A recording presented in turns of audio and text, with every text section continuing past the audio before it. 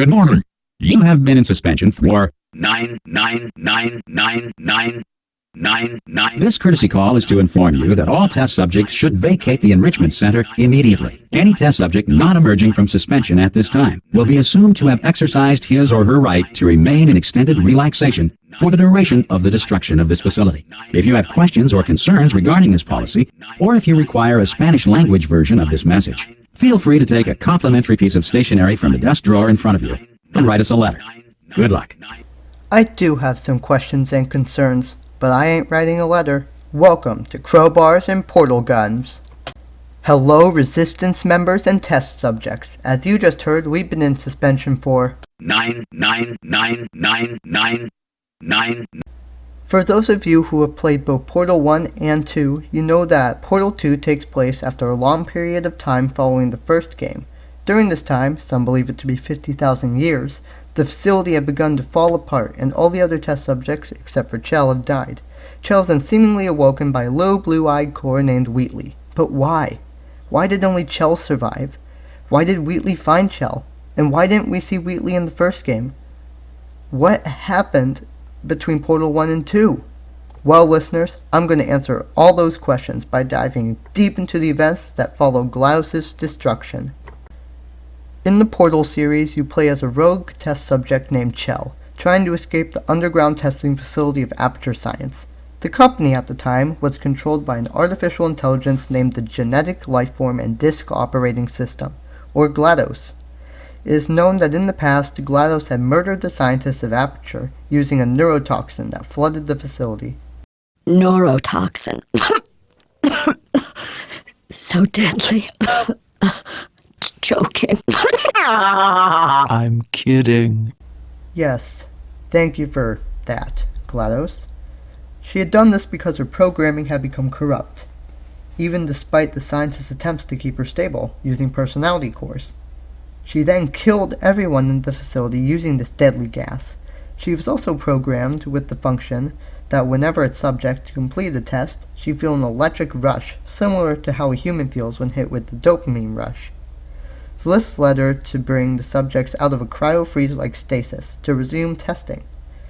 The first of these subjects is Chell. When she wakes up, she hears what she at first believes to be an automated message.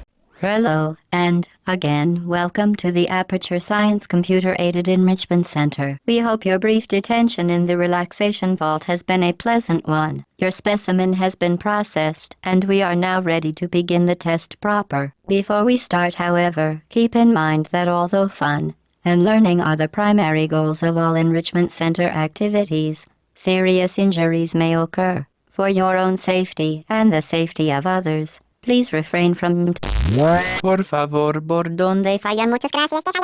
Turn back. The portal will open in 3, 2, 1. GLaDOS purposefully leaves out key details in many of her messages in hopes of the subjects offing themselves. Long story short, Chell goes through the enrichment center solving tests until she leaves the testing track, now aware GLaDOS is trying to kill her. What are you doing? Stop it. We are pleased that you made it through the final challenge where we pretended we were going to murder you. Okay, GLaDOS, I'm not that stupid. Anyway, Chell then works her way through Aperture to GLaDOS' central AI chamber and uses rockets from the Aperture Science Sentry rocket turret and an incinerator to kill her. Both Chell and GLaDOS are then sucked through a portal to the surface when some kind of power reactor explodes above them. Sounds like Chell could really use some of GLaDOS' cake now. Who's gonna make the cake when I'm gone? You.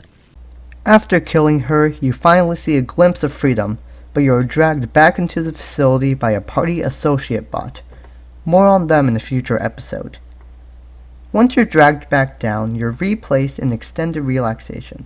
The game then ends with a catchy song that proves GLaDOS in some aspects is still alive. I'll play that song for you at the end. The next game, Portal 2, is a continuation of Chell's story, but is theorized to take place 50,000 years later. What happens between the two games has been fairly unknown, but I'm going to try and shine some light on the events I've learned about recently. A fan-made mod for Portal 2 had come out in 2015. This mod was called Portal Stories Mel.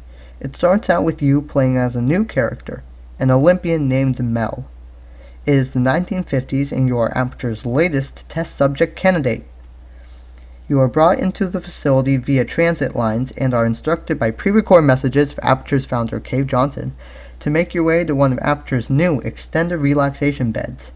This bed is only supposed to keep you asleep for a few hours, but something goes wrong and Mel wakes up thousands of years later.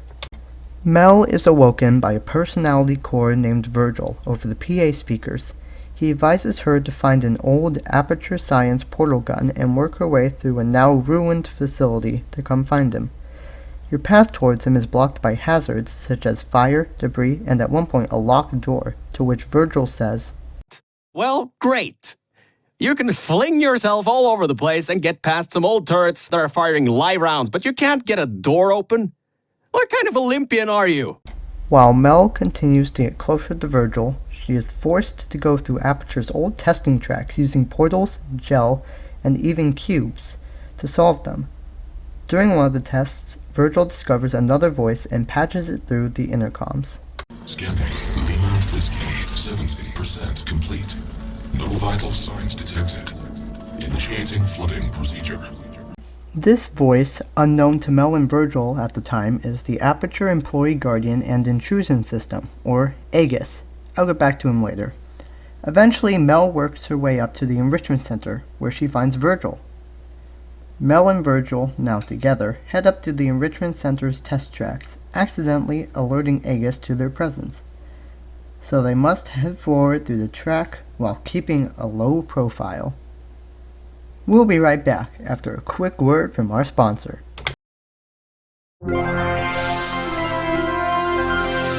For over 3 years, the Aperture Science Portal Project has been the cornerstone of our aggressive recruitment program.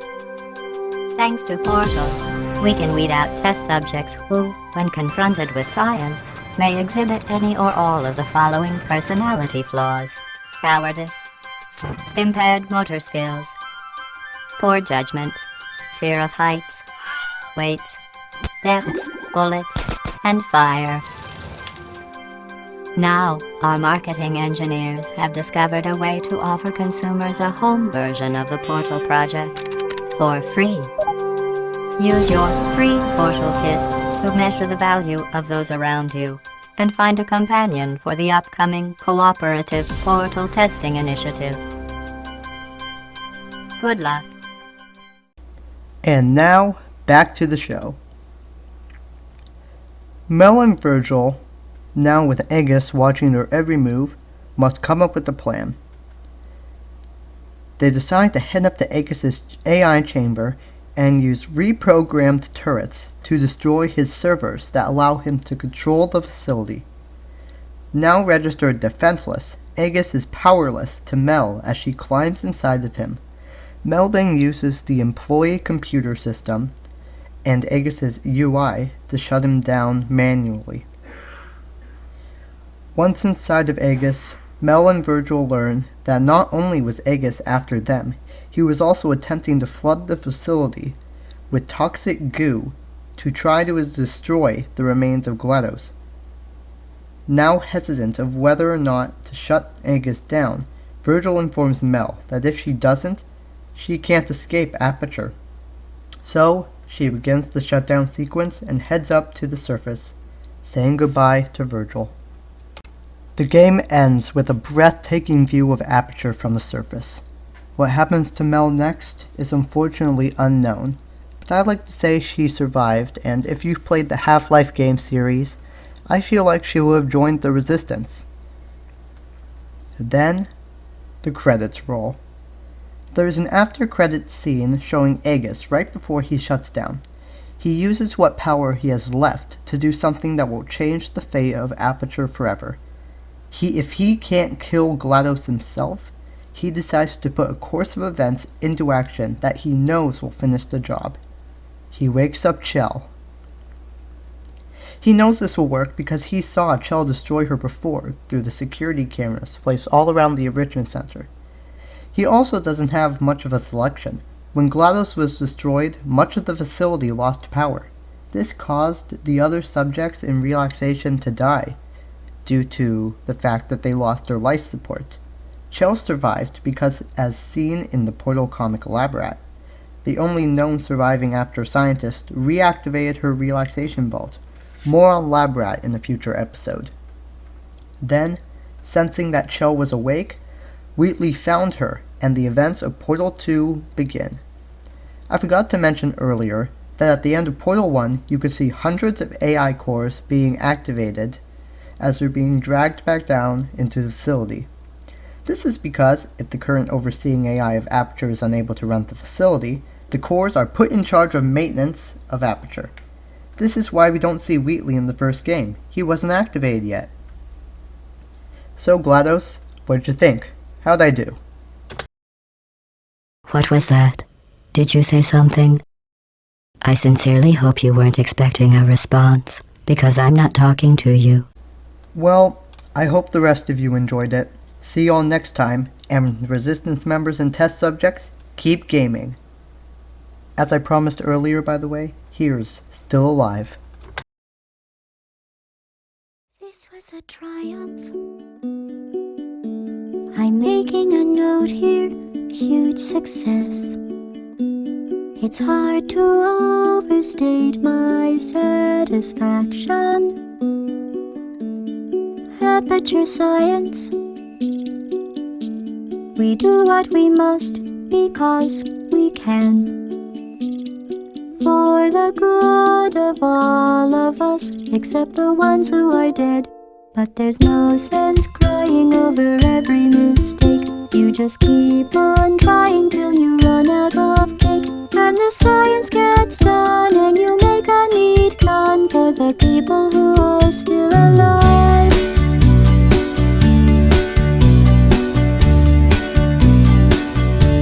I'm not even angry. I'm being so sincere right now.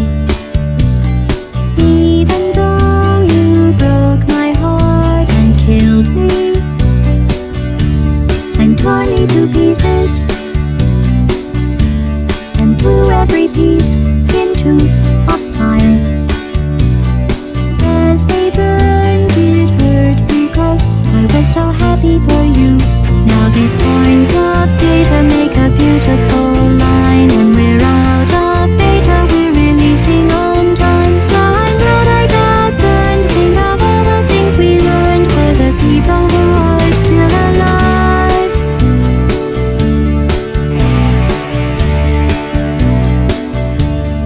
Go ahead and leave me.